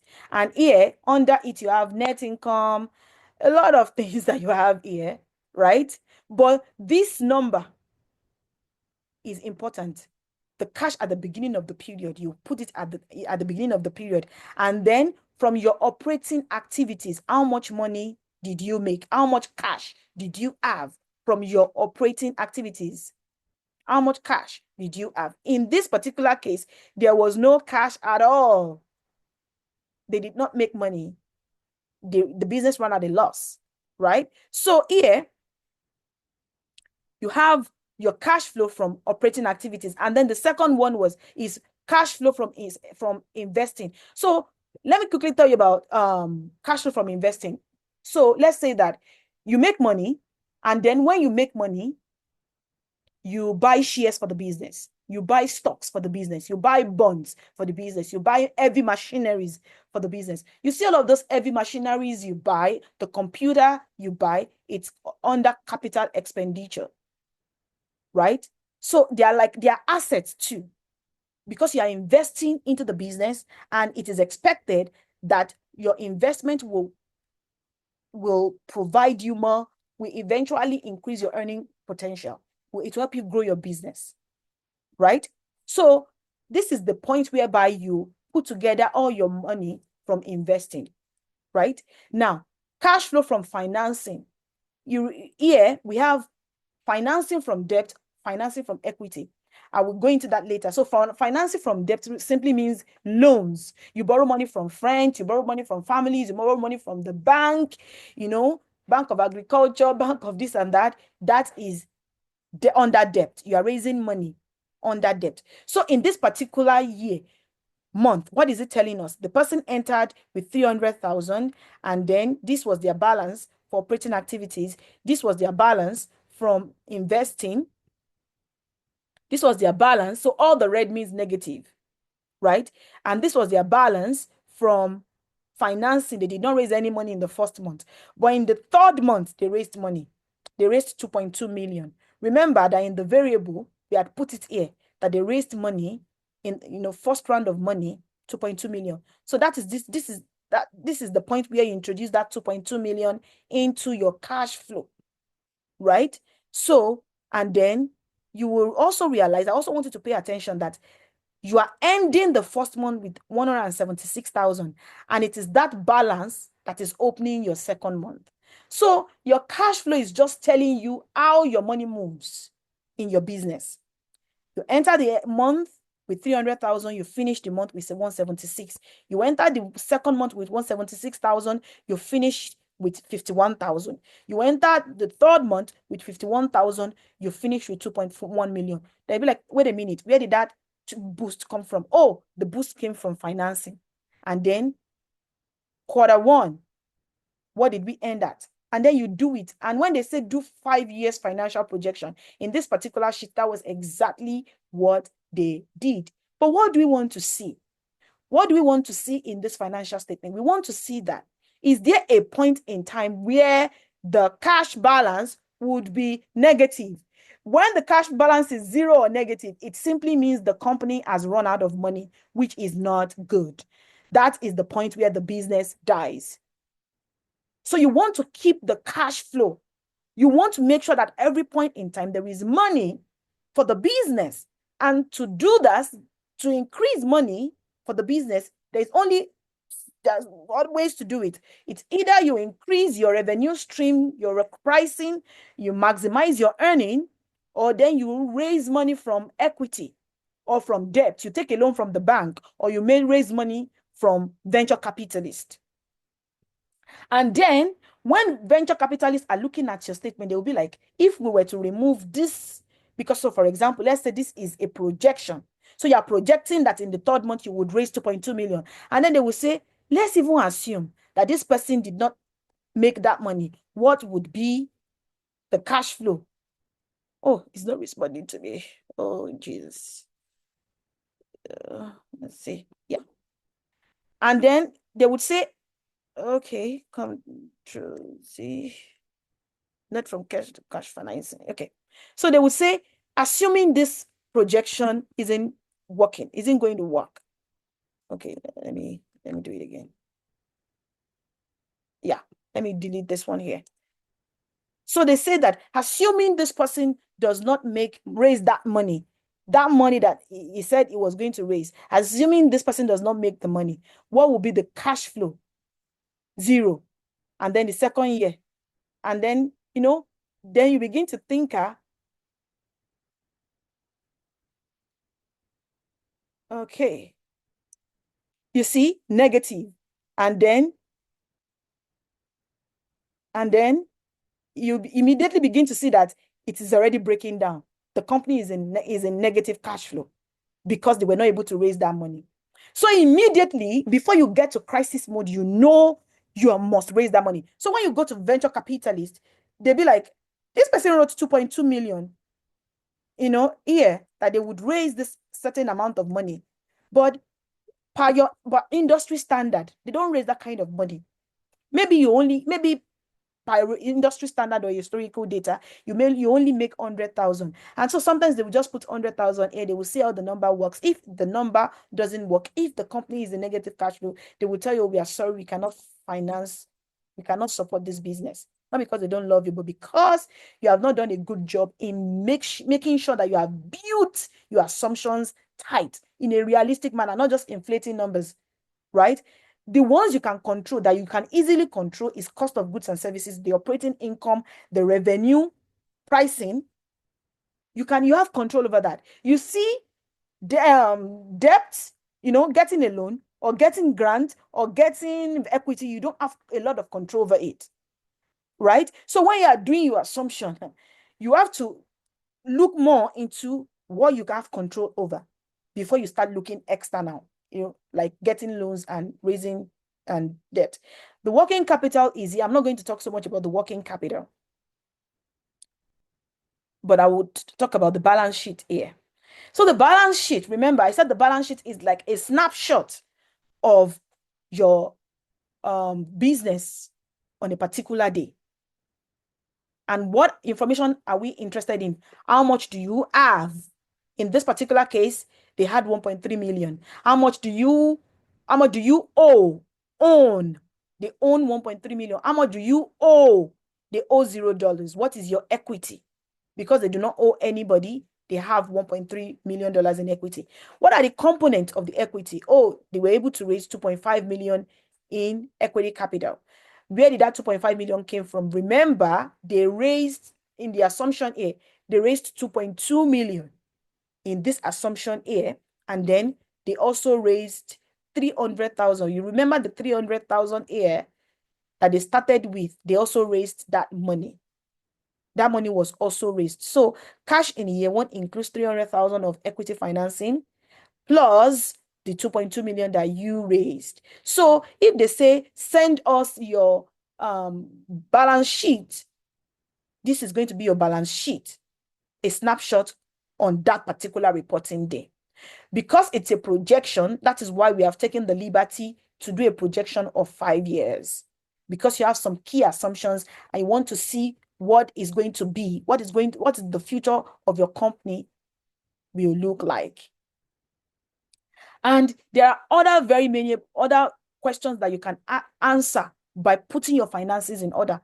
For the sake of time, I will go back into my presentation, because now I think if you were to have a financial statement, maybe you may not be able to build one for yourself, but you should be able to interact with one. You can have a bookkeeper or an accountant prepare you a financial statement. And when they send the report to you, at least you will have the skill set to interpret what it means and then to play around with the numbers, right? But it starts with you doing your business model canvas and then doing your financial projection.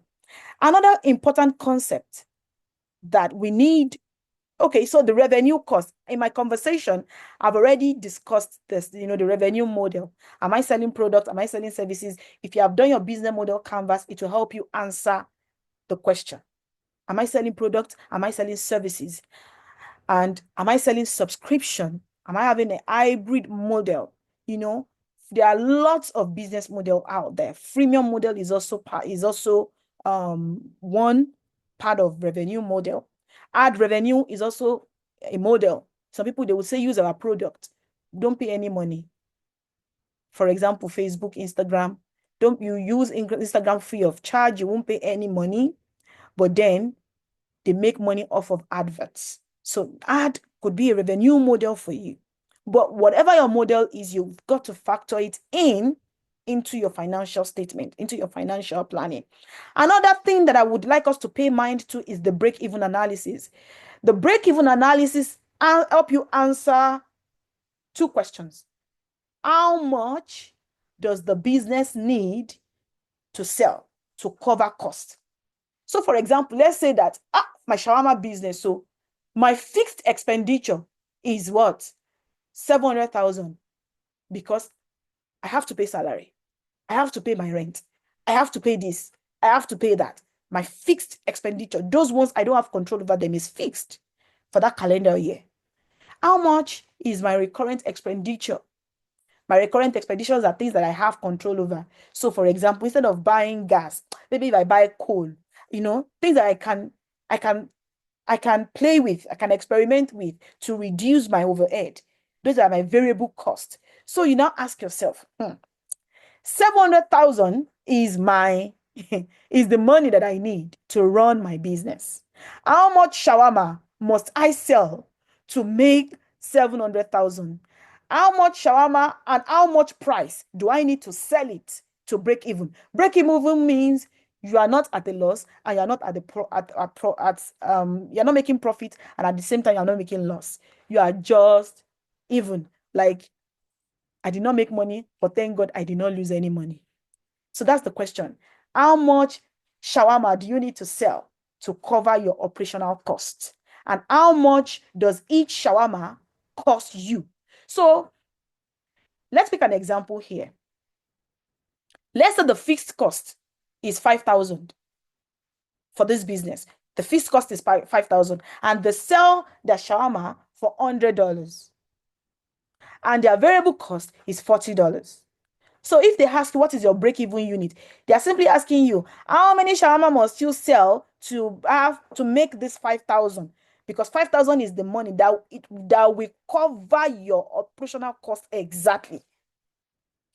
Right? So this is how you calculate it. It means that for every $100 that I make, it costs me $40. For every $100 I make on one shawarma, it costs me $40 to build that shawarma. Right? So 100 minus 40, that's 60. You will now divide your fixed cost, that money that you're targeting, 5,000, by that 60. So it means you need to sell 84 shawarma. So if you have a month that you have not sold 84 shawarma, you know that month you have not broken even. So immediately, because you know that information, it helps you drive your business. When you look at the first day, the middle of the month, and you've only sold 20, immediately you start saying, we've got to sell. Because if we do not sell, it means we have not broken even. So here, it's not an hope game. Hope will not help you. What will help you is faith. What will help you is planning, adequate planning, right?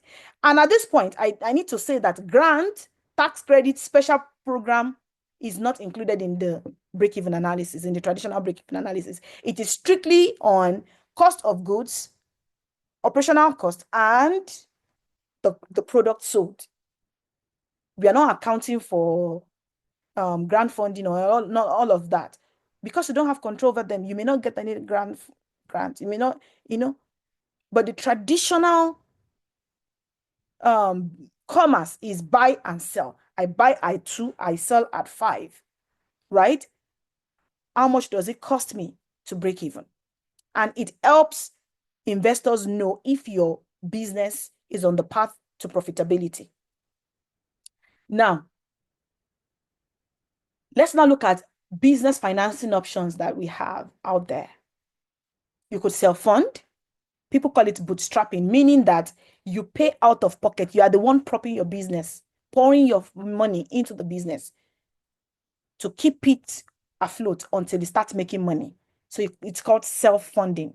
That's a way to kickstart your business. So for me, I bootstrapped my company. I'm still bootstrapping it. All of those $20,000 that I said that I told you I wasted, I took them out of my family money. So when other people were going on vacation, I couldn't, because I was bootstrapping a business. I was funding that business from my pocket, right? But you could also leverage money from friends and family. We call them angel investors. So they invest in your business per term set forward, with the hope that they could own part of your business. Another way to fund your business is grant. You could win grants. In my province, there are lots of business grants that you can win. You can also win awards. Maybe you go for pitch contest and then you win money. And then if you're able to go for 20 pitch contests in a year, let's keep it conservative, 10 in a year. and then you win 3 out of the 10, or you win 2 out of the 10, and you won 10,000 each, that's $20,000. That $20,000 will go towards your business. That is more liquidity for you. Another way is business loan, debt. And when you are raising money through debt, you have a responsibility to pay back, but that the company will completely be yours. But when you are raising money through equity, it means that there are venture capitalists, investors that have money. So they would give you money, they would invest their money into your business, and then you give them a part of your business. You give them a part of your equity. And they all have their pros and cons. Now, if you think that you would want to leverage equity, please leverage equity. If you think you would want to leverage debt, please leverage debt. But you need to be aware the options for you. You need to be aware the options, the industry standard, right? So, for example, if you're selling shawarma, you may be like industry standard, unless you want to do something very spectacularly different about your shawarma. Maybe you just get business loans. Maybe you don't need investors, right? So you don't need to waste your time on trying to raise money from venture capitalists. So that's the reason why at least you need to have all of this information. Okay, what grant is out there? Is the Bank of Agriculture giving farmers any grant that I can benefit from, that my business can benefit from?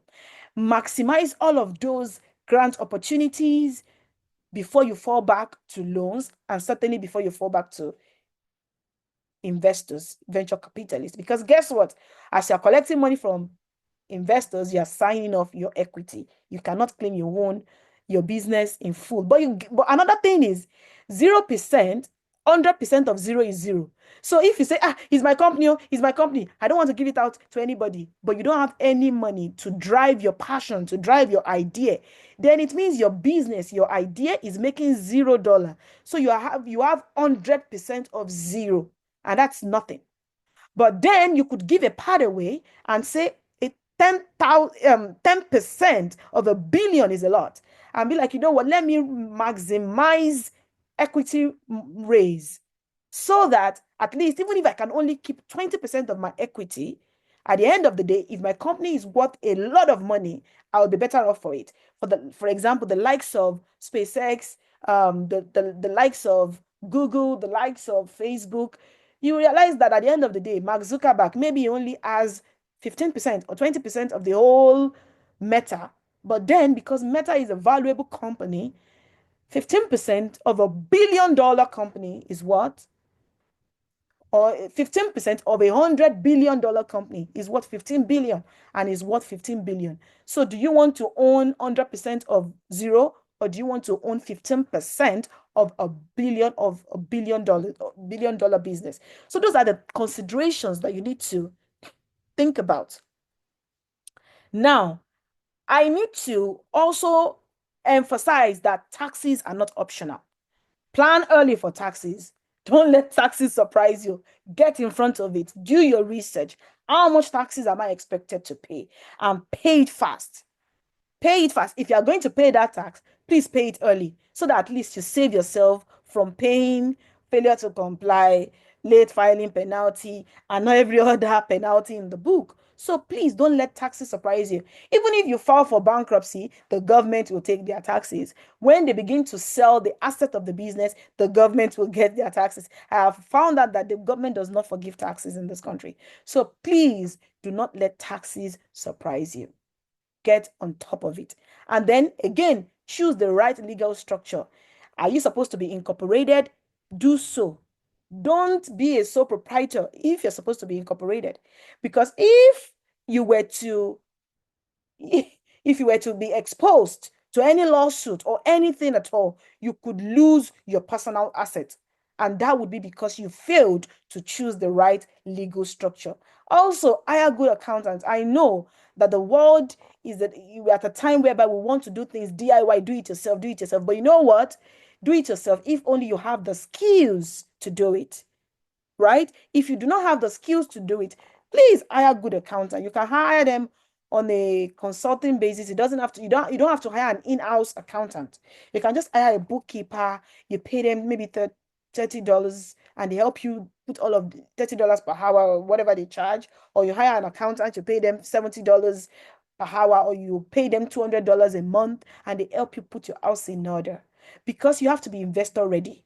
If the bank says, for example, go and bring your financial statement, that's not the time you want to start looking for an accountant. You want to have an accountant already that you can say, you know what, please give me an updated balance sheet, right? So you need to be prepared. You need to be prepared. Now, after you have done all of that, what else do you need to do?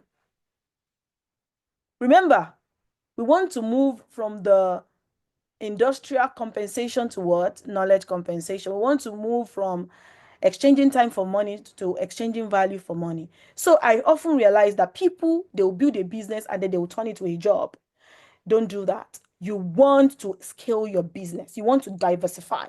So think ahead. Think multiple income streams, right? If you must pivot, pivot. I think it was Gokada that did it. What's the name of that company that they were doing Okada before? And then the Lagos state government clamped down on them, shut down their business, and then they moved into something else. I think they are now OPay. Yomi, am I correct? Yes, OPay has that model, Yes, yes. OPay. So you know what? Think ahead.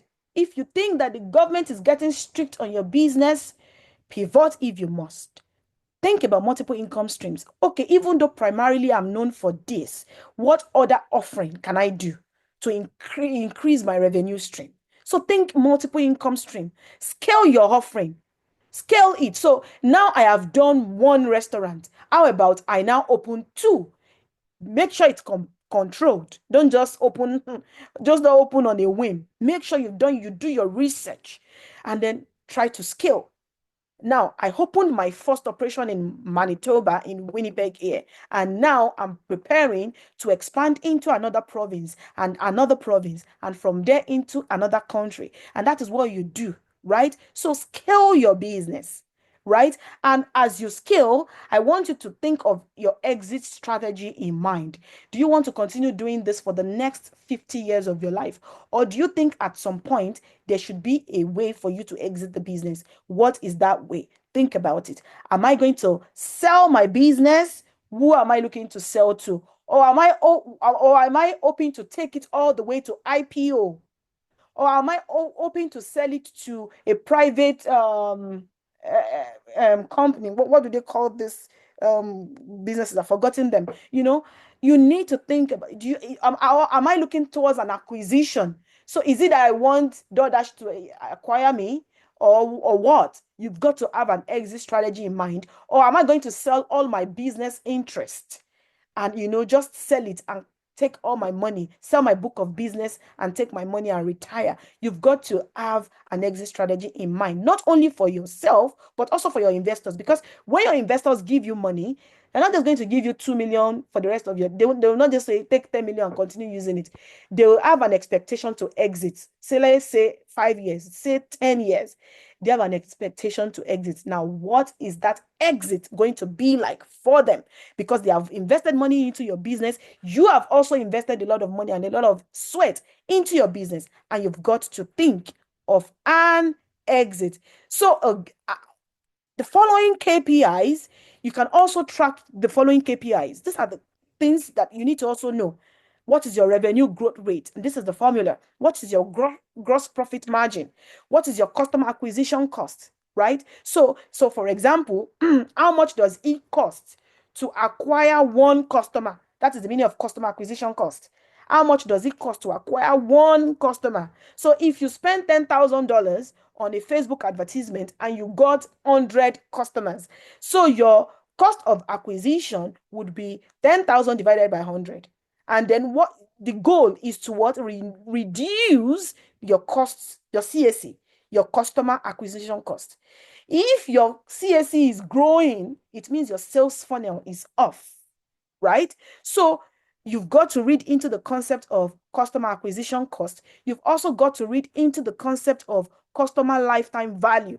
You've got to read into your burn rate. Your burn rate, it means as a startup, you are not making money, but you are spending money on your business. How much do you spend on a monthly basis? That's your burn rate. that your cash runway, the current cash that you have in your bank account, how much will it last you before you run out of money? So when you go for investors, you go to investors and they begin to ask you cash runway, burn rate, never say you don't know what this thing is about. I have mentioned them in passing here. So finally, financial planning is not about spreadsheets. It's about building something bigger. It's about vision. It's about freedom, financial freedom, the freedom to be. And it's about building something that lasts, that outlasts us, legacy. You want to build something. You want to build legacy. So today, you take your first step into mastering the money side of entrepreneurship. The businesses that succeed aren't just the ones with passion. They are the ones with a plan. Thank you so much for your attention. And if you have questions, I will try to answer them in like 5 minutes or so. Thank you.